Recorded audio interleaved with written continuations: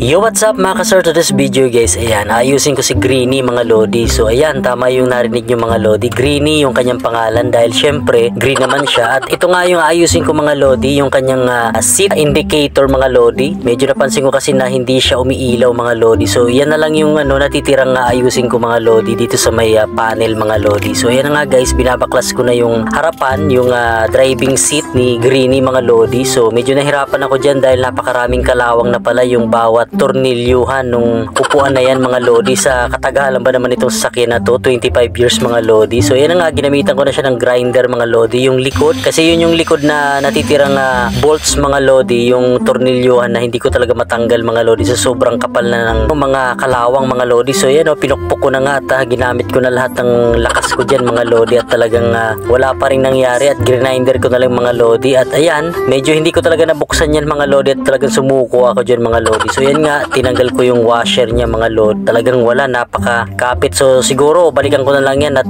weldingin ko na lang. At ayun nga guys, ayan, nakita ko yung yung dahilan kung bakit hindi umiilaw. Hinahanap ko talaga sa pinakailalim ng upuan, yung driving seat mga lodi, yung connection yan mga lodi. So nalaman ko pala nasa pinakailalim mga lodi, hindi nakakabit. So siguro yung mga umayos yan mga lodi, hindi na binalik ng mga mekaniko mga lodi, natin alam. At ginamitan ko na lang ng contact cleaner at ayan, dinugtong ko na lang yung connection niya mga lodi. At syempre ayun yung switch niya dito sa may side mga lodi kung saan nilalagay yung seat belt yan mga lodi. So yan, inayos ko rin yan at nilinisan ko mga lodi at para maganda yung contact niya. Syempre subukan na natin. So syempre susian na natin at ayan, paanda rin natin yung sasakyan mga lodi para makita natin kung umilaw na. So yun, umilaw na nga mga lodi yung kanyang seat indicator mga lodi. So yan yung may pula na yan mga lodi. So yan talagang binusisi ko talaga ng sasakyan na to mga lodi. Napakaraming mga connection na nawala mga lodi. At yan, naibalik ko pa isa-isa lahat ng mga connection niya at lahat ng nakalagay na indicator dito sa may panel mga lodi, sa may driving seat mga lodi. So nagawa ko nga at nakalagay siya. At kapag tinanggal mo yan mga lodi,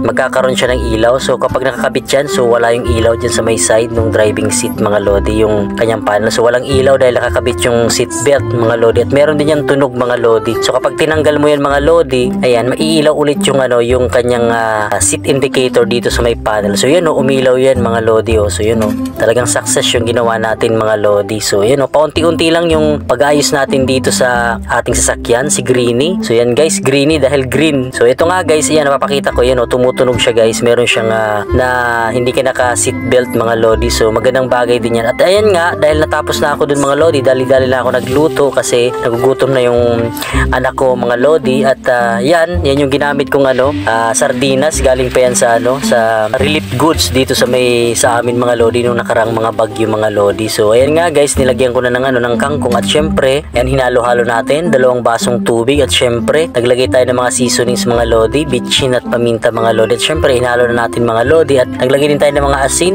Yan, halo-halo na yan mga lodi. At syempre konting pampaasim na sampalok mga lodi. At syempre nilagay ko na yung pinakakalamansi niya na pampaasim. At syempre pinatay ko na yung apoy niyan mga lodi para hindi masunog yung ating kalamansi. At ayan na nga guys, mukbang na tayo mga lodi. At ayan yung aking bunso at gutom na siya mga lodi. So tamang luto lang mga lodi. At syempre healthy pa rin yung kinakain natin mga lodi kahit merong halong sardinas lang mga lodi. So yun pang mahirap lang daw na pagkain mga lodi, pero sulit yan mga lodi. At hindi naman tayo ganun ka yaman para syempre masasarap laging kinakain natin mga lodi. Maraming salamat guys sa panonood ng ating vlog mga lodi. So see you around sa susunod ng mga vlog na gagawin natin para dito kay Greeny mga lodi. So yun, bye bye.